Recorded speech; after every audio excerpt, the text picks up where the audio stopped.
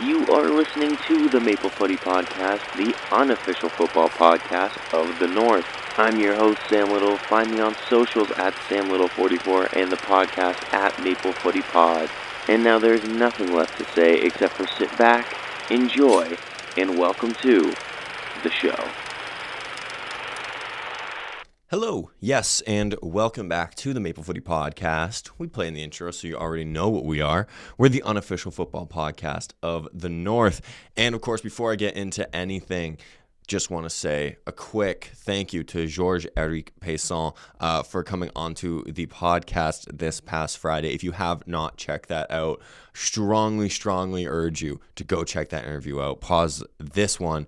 Go check that one out. It's well worth the listen. He works with KS Soccer, a soccer program out in Quebec, who have been helping kids develop their game over the last 25 years. So they have been around, and it was great to talk to him.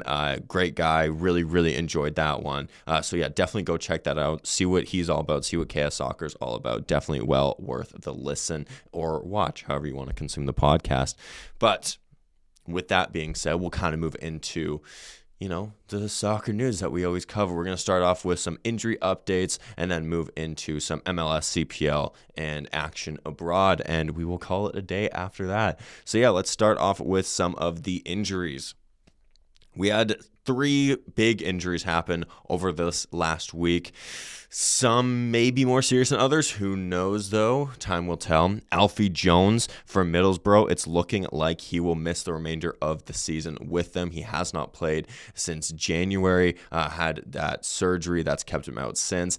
Not great, in my opinion, for Canada's defensive depth at the moment. We are really struggling with that. Even though some guys are coming back, it seems like even if guys come back, other guys end up dropping out. So everything still evens out in the end, it feels like, and I don't mean that in a good way. But yeah, Alfie Jones, this one's tough because, obviously when he came into Canada late last year, it kind of felt like he was going to be a part of the World Cup squad going forward. But now at this moment in time, has not played in 6-ish months-ish. We'll say ish. And now on the eve of the World Cup, it feels like he's not going to be playing any part in the remainder of Burrow's season. Now, with that being said, Middlesbrough only have 1 league game left, and then however long they go in the playoffs in the EFL. So it's not like he's missing 20 games more, but he has already missed a substantial amount of games, and now will be missing a couple more. And then we're heading into the World Cup. So big decision, I think, maybe potentially for Jesse Marsch. If Alfie Jones is healthy for the World Cup, it might be a big decision for Jesse Marsch to make, whether he wants to bring in another guy that is struggling with an injury and returning from injury. But we will see. Time will tell. Time will tell. Elsewhere, Tajon Buchanan missed out on Villarreal's most recent game through injury. Matthew Shinetti is reporting it's apparently nothing serious, but is considered week to week. So I don't know what the extent of the injury is. I don't even know what the injury is, but regardless, it kept him out the matchday squad for Villarreal and has been labeled week to week. So another one where time will tell. We will see. Richie Laryea is expected to be out for a month with a thigh injury with TFC. Apparently, his World Cup is not in jeopardy. But once again, time will tell. But yeah, this is a shame because Richie, Tage, especially, are 2 players that you would have expected to have been on the plane. And by the sounds of it, you still expect to be on the plane, but it's just never a good thing getting injured right before a World Cup. You want your guys, as I talked about with Alphonso Davies and Jonathan David in our last episode, you want your guys finishing a World Cup season strong so they can carry that form into the World Cup. If we're coming into the World Cup with half our team coming back from an injury, that's not great, in my humble opinion. But we will trust our medical staff. We will trust the medical staff of the teams that these guys play for. And we will hope that they can get back to being fit before the World Cup and maybe get a couple games in before the World Cup happens. Hopefully. Some good injury news, though. Alistair Johnston made his first appearance for Celtic since October. This was absolutely huge. He played the final 20 minutes in their 3-1 win over the weekend. this was just massive. We've missed Alistair Johnston, of course. He also donned the armband at a certain point in the match, so showing how highly he is thought of within the Celtic organization, that after being out for months, he still gets to wear that armband. And yeah, very, very happy for Alistair Johnston. He is, in my opinion, our best right back. If he is healthy going into this World Cup, he has to be our starting right back, in my opinion. I don't think we have another defender, quite bluntly, that can do what Alistair Johnston can do. So I really am hoping that he can now stay fit for the few games left in this season, and we can get him into this World Cup, and hope that he can keep healthy. But yeah, very, very much needed good news surrounding Alistair Johnston that we did need, having other injury news breaking this week, and then, all the injuries that have plagued Canada over the last year-ish, 6 months, so it was very good to see Alistair Johnston get in and amongst the minutes. Very happy, always been a big fan of AJ, so yeah, that one's absolutely huge. With that being said, we will move into some action to talk about. So we'll start off in the CPL, of course, 4 games over the weekend. Firstly, we'll talk about Supra and Halifax. Supra grabbing a win against Halifax 2-1. Sean Laryea ran the show, in my opinion, already looking like an early shout for a Player of the Year candidate, in my opinion. He's looked absolutely exceptional for Supra. Kind of came back to haunt his old club a little bit in Halifax. This was another tough one for Halifax, having dropped points last weekend to Pacific, now dropping more points against Supra. Shout out to the Supra fans that did show up to this one, because, of course, the Montreal Canadiens, NHL hockey team, were playing the same night, same time. So shout out to the Quebecers that ended up going out to see this one. But yeah, big win for Supra. They're looking like quite the exciting outfit this season so far with the within the first 4 games. Each of their games have been quite entertaining. So yeah, big up Supra.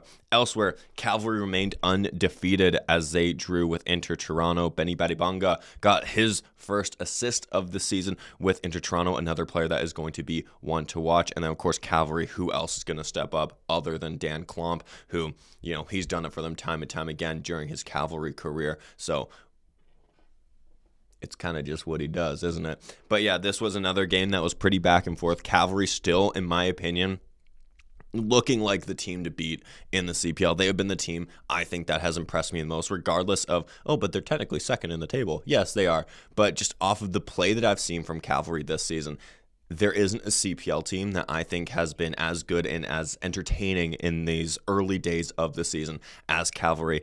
As I've said in the past, they just seem like such a well-oiled machine from back to front. They look like just an outfit that's going to be really tough to beat, and also that is going to be quite entertaining to watch. Ottawa and Vancouver. Vancouver picked up their first points of the season as they drew 1-1 with Ottawa. And although they grabbed their first point of the season, this feels like 2 points dropped as they were so close to the finish line, leading 1-0 over Ottawa. And then Ottawa snatched a goal in the 97th minute.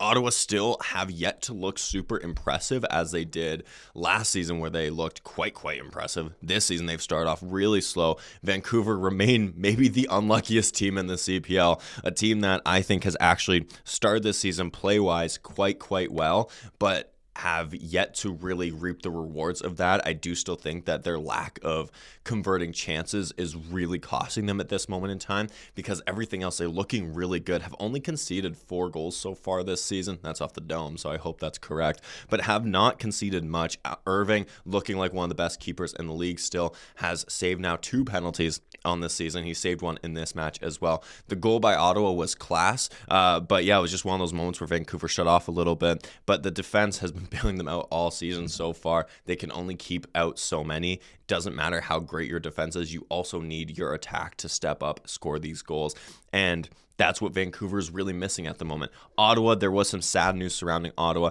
as Santiago Lopez, one of the most exciting signings the league has made in quite some time, ended up going out injured. He was stretchered off. I have not seen any updates on the extent of this injury, but hoping it's nothing serious, as that would be absolutely terrible. He's a good young Canadian player. We don't want to see him getting hurt, especially if it's super serious. That would be just such a shame, especially as a guy who's been struggling with playing time. He came to Ottawa to get some play time, develop his game further. So it would be just such a shame if he ended up going out injured within one of his first 2 games for the club. So hoping that's nothing serious, but sadly it didn't look great. Final game of the weekend was Forge and Pacific. This was a dull game.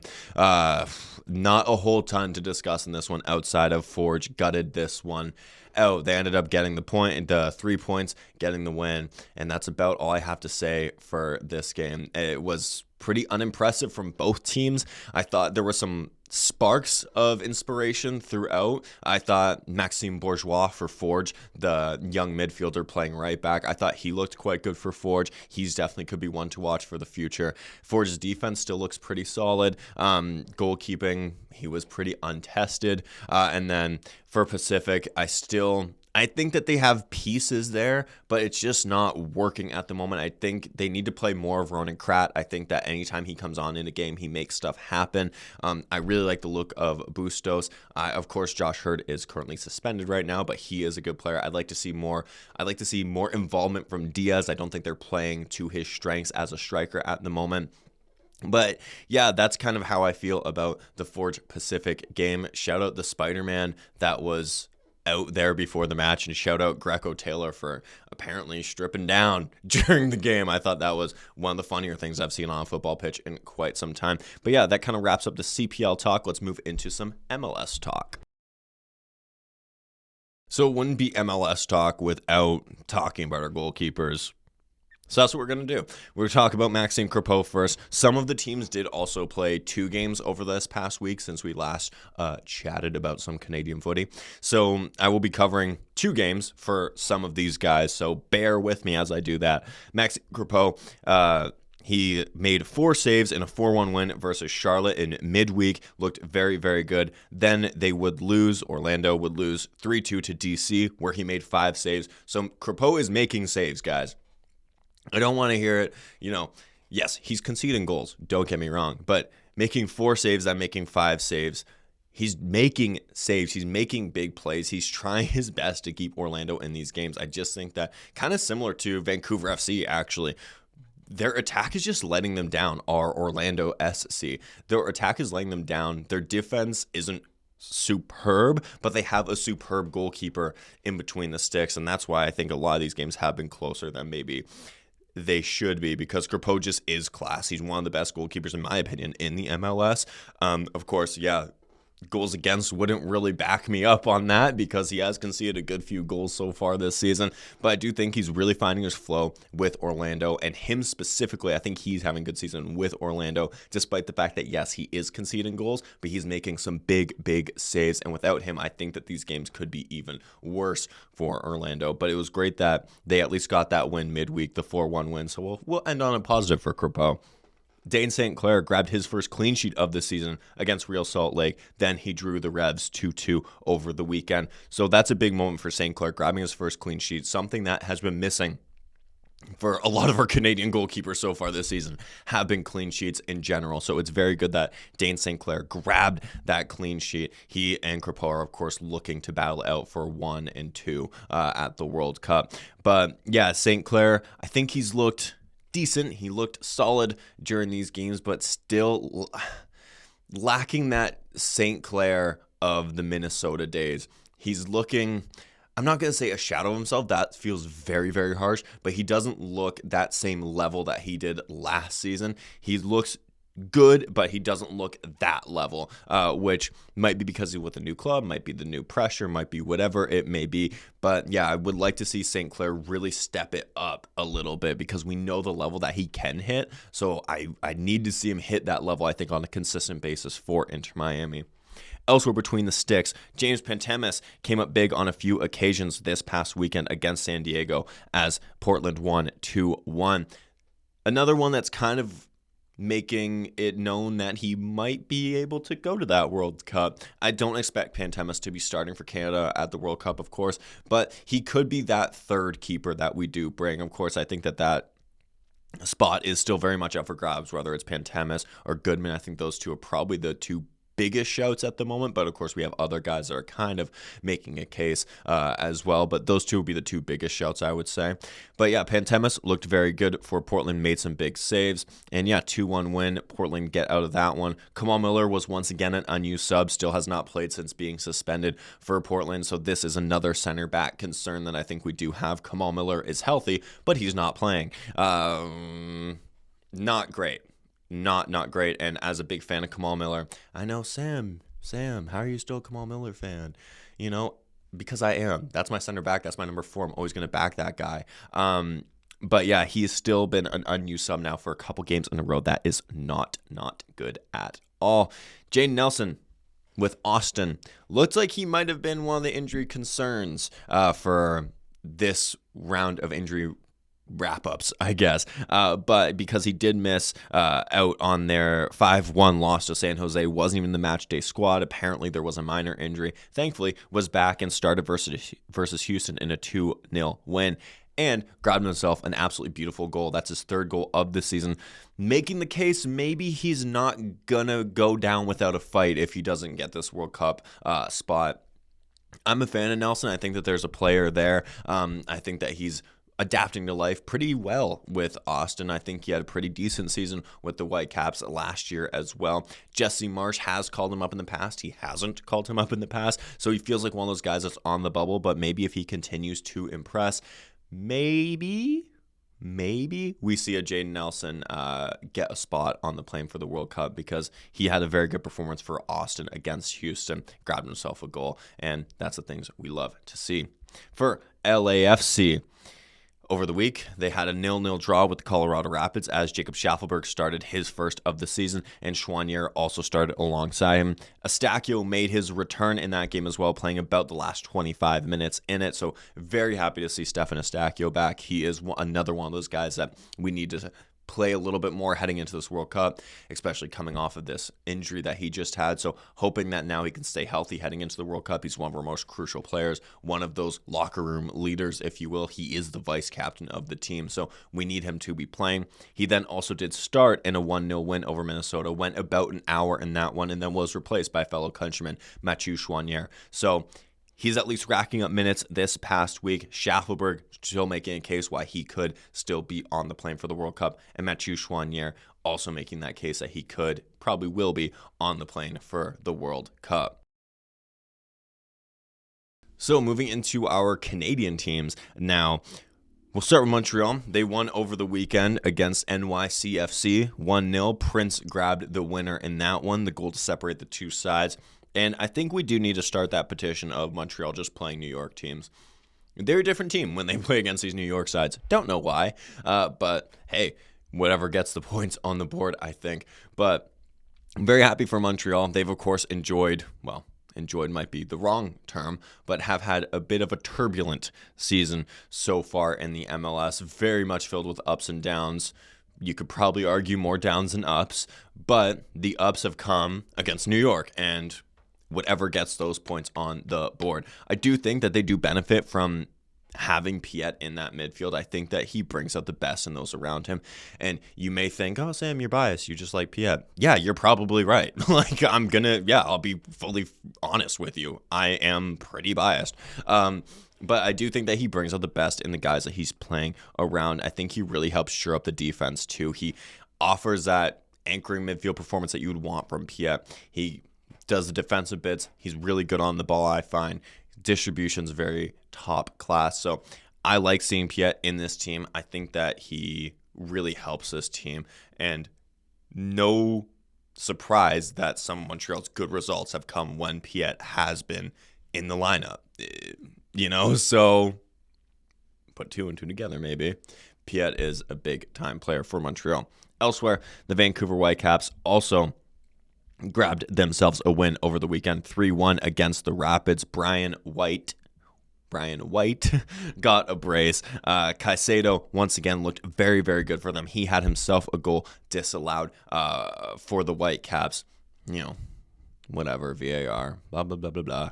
Don't care. But yeah, Brian White has really hit top form again. I know I was a little bit critical during the start of the season where it felt like the Caps weren't playing to his strengths and weren't really involving him in plays and just kind of sticking him up by his lonesome and having him play as like that isolated number 9. And that's just not the position in which Brian White thrives in. He needs to be involved in plays and needs to be involved in buildups and whatnot. They've now, I guess they listen to the podcast, obviously. They have now been really integrating him into the team, into these buildups, into a lot of what they do on the attacking front. And it's no surprise that now his goals are going up. Grabs himself another brace on the season. And of course, Thomas Millar grabbed himself an assist. I mean, what's the old saying? Class is permanent. Class is permanent. Thomas Millar, man. Just such a gem to have in Canada, such a gem to have with Vancouver. And yeah, I just absolutely love watching Thomas Millar when we get the chance to. And he's just so much fun. You can tell how much he's loving life here with Vancouver. His teammates love him. He loves his teammates. He loves this team. So really enjoying him. And yeah, he's looking very, very good to start this season as well. Another one of those players that has started this season quite fine, if you ask me, has Thomas Millar. So I'm just happy that he's playing here in Canada. And speaking of playing in Canada, the hashtag Save the Caps movement was out again. As before the game, they did a march to the stadium with all the signs and whatnot. Save the Caps, keep soccer in Vancouver, all those types of signs as they march down to the stadium. So please, please, please do not move the Whitecaps out of Vancouver. They are part of Canadian soccer history. They are part of this country. They're part of the sporting landscape as a whole in Canada. So do not move them out of Canada. Whatever it takes, do not move the Whitecaps out of Vancouver. So happy that the Southsiders and the Vancouver Whitecaps supporters are doing this. So please continue doing this. And hopefully someone out there listens and does not move the Whitecaps. Elsewhere, TFC had one of the most extraordinary games, I think, that you will see in the MLS in quite some time, as midweek they took on the Philadelphia Union. And I'm not sure the fans in Toronto thought that they were going to be pulling up to an all-timer on a Wednesday night in Toronto. But my goodness, they got that all-timer from TFC. Start out, they go down 2-0 in typical TFC fashion, it seems like this season. The game doesn't start until TFC goes down by at least 1 goal. Let's get that straight. And then they clawed their way back to make it 2-2. Kobe Franklin grabs himself another goal. Josh Sargent finished his chance brilliantly. That's the type of thing that I think Josh Sargent brings this team. He's another one that they need to get him more involved in these TFC plays. I think that they're playing around him. They're not playing with him. And when they play with him, you see the best of Josh Sargent. You see why TFC spent the money. You see why he's a DP. You see him take a chance like he did against Philly. And then when you're not involving him in the plays, you're not getting the best of Josh Sargent. So really, I think they just need to involve Josh Sargent. But anyways, that tangent aside, Kobe Franklin grabbed his second goal in 2 games. Kobe Franklin became the equalizer this past week as he grabbed himself another equalizing goal to make it 2-2 against Philly. Then they would go down to 3-2, did TFC, with about 8 minutes remaining. Step up Luka Gavran, Hamilton boy, as you know, Hamilton boy as well am I. So always happy to see a Hamilton boy doing well. But I don't think anybody had on their bingo card Luka Gavran, like 95th minute equalizer. But we got it. Absolutely class by the goalkeeper. He said in an interview post-match that he used to play as the number 9, so I guess no shock that he had the box presence that he did in this one. But yeah, it's always fun to see a goalkeeper grab a goal, and that knee slide by Luka Gavran was maybe even more class than his actual goal because he hit that quite well. But yeah, the fact that Luka Gavran had a better striker presence than some strikers I watch on a week-to-week basis is kind of frightening, to be honest, since he's, a goalkeeper. But yeah, really happy for Gavran. This was one of those moments where you just had to watch it. You had to be there, per se. It was so much fun. You saw what it meant to TFC. It kept their undefeated streak alive. So that was 7 undefeated at that moment. So really happy for Gavran. Really happy for TFC. Gavran, I think, has really grown into this starting role with TFC. I think that as the season has gone on so far, he's looked a lot more comfortable in between the sticks, looks a lot more comfortable with that number 1 on his back, and still so much fun to see a goalkeeper score. Sadly, TFC could not replicate that result over the weekend. They lost to Atlanta 1-0. People are now maybe potentially calling for Fraser out. I don't think it's the right time. I personally, if I was in charge at TFC, I don't think I'd be looking to replace Fraser yet.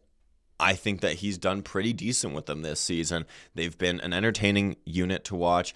Have they been perfect? Absolutely not. I mean, I made the joke just 2 seconds ago that, the game doesn't start until TFC goes down by a goal at least. So there are still concerns, I think, for this TFC side going forward. But I do think that Fraser has proven that he can get the best out of some of these guys, and I think give him a little bit more time with this team, with your Josh Sargents, with your Shalais, with once Mihailovic comes back, with your Walker Zimmermans, and then, of course, the veterans like Oso, Laryea.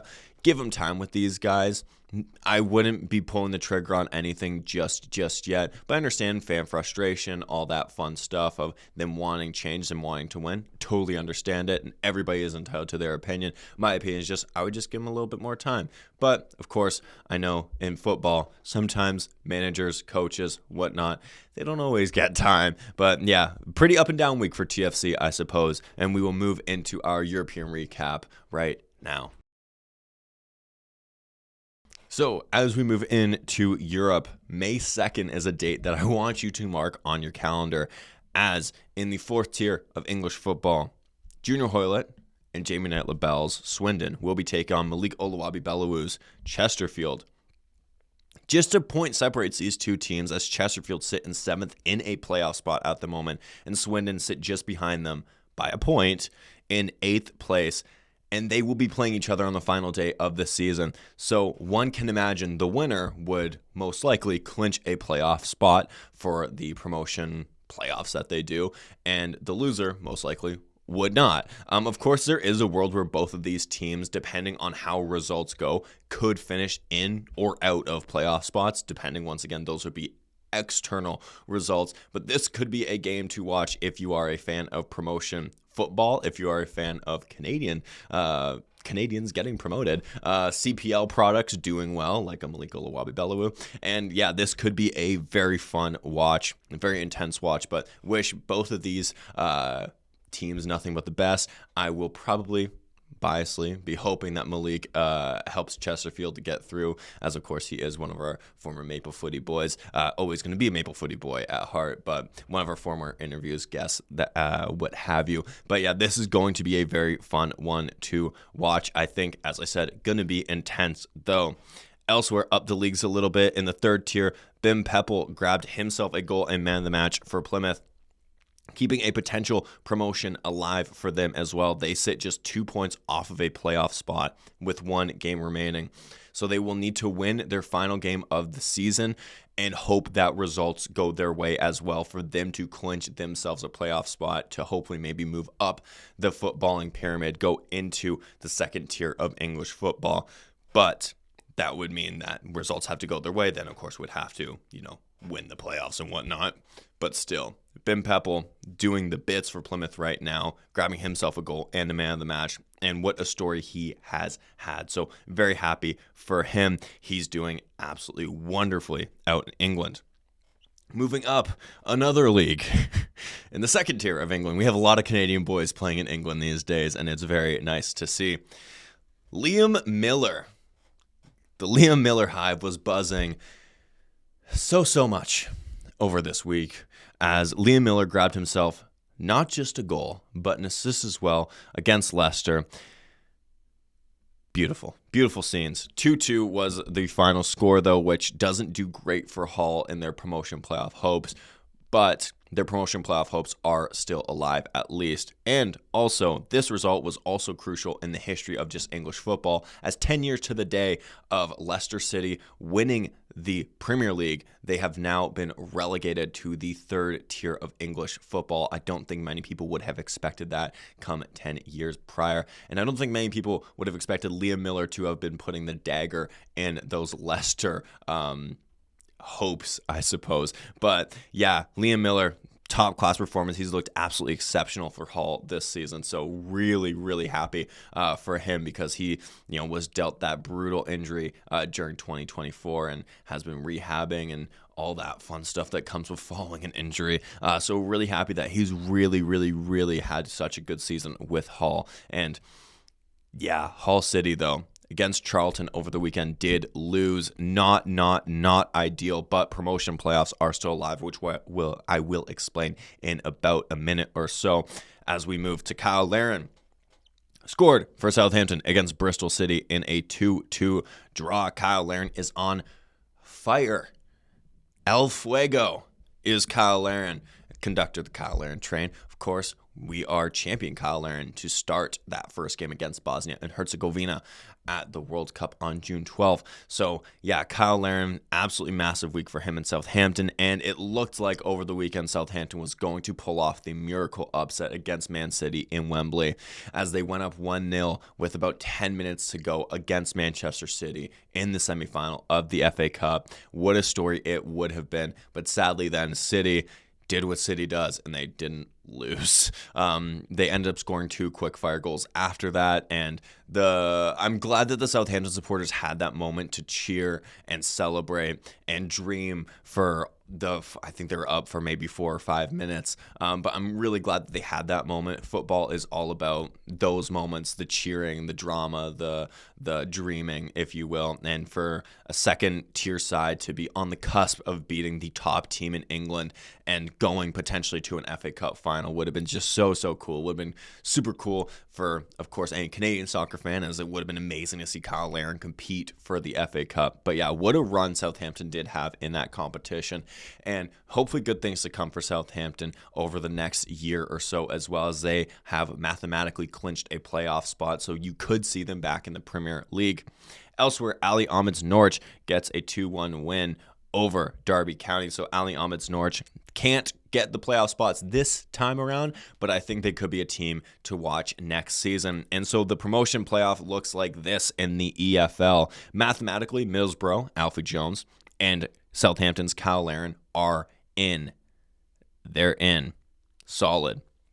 Hull, on the last day of the season, will need to beat Ali Ahmed's Norwich on Saturday and have to better Wrexham's results, because Wrexham are ahead on goal difference by 1 goal. Wrexham will be playing Middlesbrough on the final day. So we're hoping that Alfie Jones's Canadian energy can rub off onto the Middlesbrough team, and maybe they can clutch up for another Canadian boy a la Liam Millar in the Hull match, and maybe Ali Ahmed can do his boy a little bit of a favor as well. Maybe Norwich can lose that game, maybe Norwich can lose that game, and we don't want Wrexham to go up we don't want Wrexham in the top tier. Between me and you, we don't want Wrexham in the playoff hunt. We don't want that.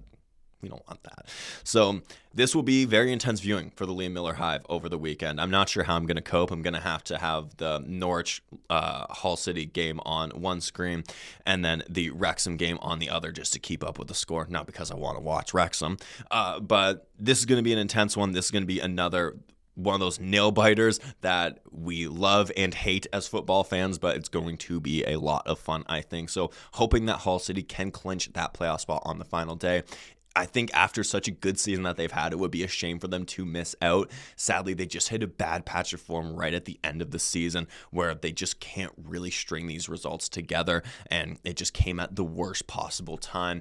But hopefully, maybe we can make that right, get Hull into the promotion spots. Norwich, Middlesbrough, do your part. Help out our boy Liam Millar, because the Hive is going to be stressed. Elsewhere in Europe, Jason Russell-Rowe grabbed his first goal for Toulouse against Monaco as they clawed their way back from 2-0 down to 2-2. Russell-Rowe grabbed the first in that comeback. Really happy for Russell-Rowe. I'm a fan of Russell-Rowe. I think that honestly, he has quite the high ceiling. I think I honestly see shades of a Jonathan David in him. I don't want to say who's the next Jonathan David, but I think that their play style is very, very similar. So you can see him hopefully now being able to kick on in Ligue 1 and really developing his game there. And maybe we'll see him doing some absolute bits in Ligue 1. But very happy that he got his first goal. Monkey off the back with that as well. Once you get your first, It's done. You cannot think about trying to get your first. Now it's about, okay, now we got to build on this. So really hoping that he can. Super happy for him. That was a goal that he needed. So very, very happy for Jason Russell-Rowe. Elsewhere in Belgium, Nathan Saliba, the best Saliba in world football, played Promise David's union. Of course, they were David-less, as David is still recovering from the injury. But Nathan Saliba played about 81 minutes. They ended up losing 3-1, did Anderlecht. So not ideal for Anderlecht, but Nathan Saliba logging more and more minutes with Anderlecht, which is a positive for us Canadians.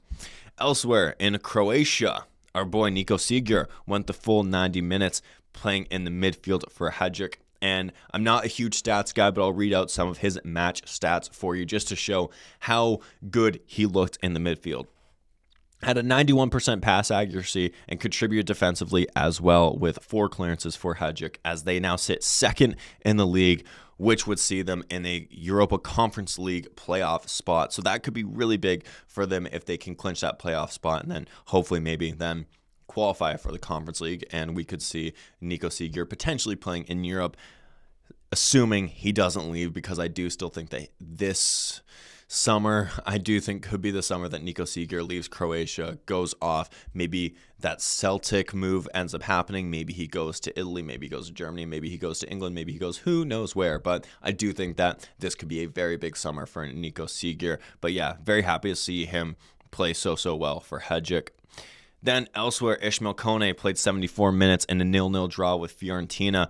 He covered the whole pitch because, of course, he did. He's Ismail Koné, and he's having an unreal season. He had about 54 touches and had a 92% pass accuracy as well, just showing how much he really did dominate in that midfield. And if you look at his heat map, literally the entire field is covered. There was not a blade of grass that was not synonymous with the stud of Ismail Koné's boot on the day. So happy for him, as De Zerbi looks like he might be getting relegated with Tottenham. Ismail Koné looks like he might be joining the biggest club in Italy. So I think it's safe to say Ismail Koné wasn't the problem after all, Mr. De Zerbi. Beautiful. Love to see it. Elsewhere in Italy, as we speak of Juventus, Jonathan David goes the full 87 minutes. Goes 87 minutes. That's not full 87 minutes, I guess, because it would be the full 90.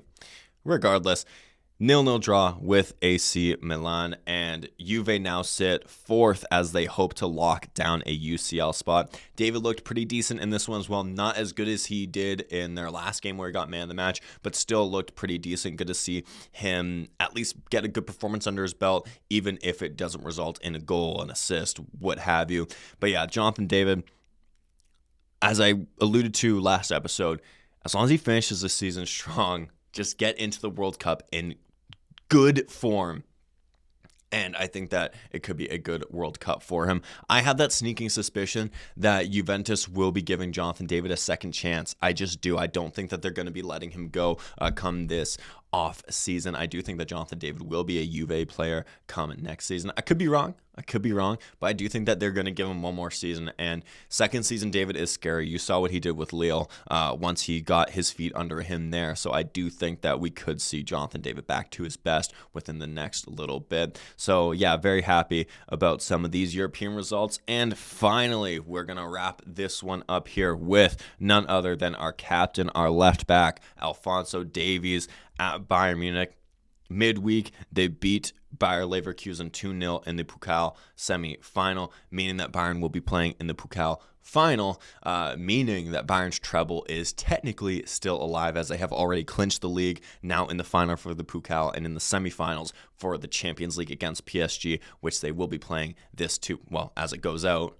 This goes out on Tuesday. We'll be playing it today. So could be one to watch. I think that could be an electric game. Bayern and PSG, in my opinion, are probably two of the best teams in Europe at this present moment. So could be a very good game. Watch, it's going to be like an absolute snooze fest or something. I don't think it will be. But usually when we hype up games, they end up not being great. But Davies and Bayern still up for the treble. And then over the weekend, completed a huge comeback as they went 3-0 down to Mainz going into halftime. Davies started that game, so is very, very good news. Played nearly an hour, went 57 minutes, and then played as the cheerleader for the rest of the match because there was some very entertaining moments of Davies on the bench as Bayern were clawing their way back during this comeback to make it 4-3. There were some very entertaining clips of Alphonso Davies, and I just love how passionate Alphonso Davies gets. He's just so likable. He's just one of those players where it's like you can't help but root for him. He is just such a likable player. He's a great player as well, so that also helps. But yeah, really happy for Alphonso Davies and Bayern Munich. I'm still backing Bayern Munich to win the UCL. I do think that we could see a treble, from Bayern here, which would be huge for Davies, and I would love to see him get his hands on another Champions League. It's been too long since I've seen Alphonso Davies with a Champions League. Let's get him a second, why not? But yeah, very happy with a lot of these things that happened in this past week of Canadian football. So that will wrap this one up. And one final thing, I can proudly announce that Maple Footy will in fact be at the World Cup. Don't worry, it won't be as media as a fan, but I will be at the World Cup. Got tickets to Canada and Bosnia-Herzegovina as we are now less than 50 days away from that match kicking off on June 12th. I am absolutely counting down the days. Very much excited for this one. I cannot wait. So a lot of content, you can assume, will be coming from that game and leading up to that game. So stick around. Follow us on socials. It's going to be very, very fun. So Maple Footy Pod everywhere. Check us out if you don't follow us already. But yeah, very much looking forward to that. I cannot wait to be there. Going to be electric. It's going to be probably one of the best days of my life. So I can't freaking wait. It's going to be so much fun. So yeah, huge week in Canadian soccer. Big things coming up. Very much excited for everything that is coming our way. I hope that you stick around, follow along. And thank you so much for listening this far. This was our 150th episode. We are a century and a half now into this Maple Footy journey. So thank you so much for following along, listening, watching, supporting, however that may look. So yes, thank you so much. And until next time, cheers, everyone. And that was your Maple Footy podcast. Thank you so much for listening. Check my socials for any and all future updates. Remember to support Canadian football, be kind, and until next time, live, laugh, little.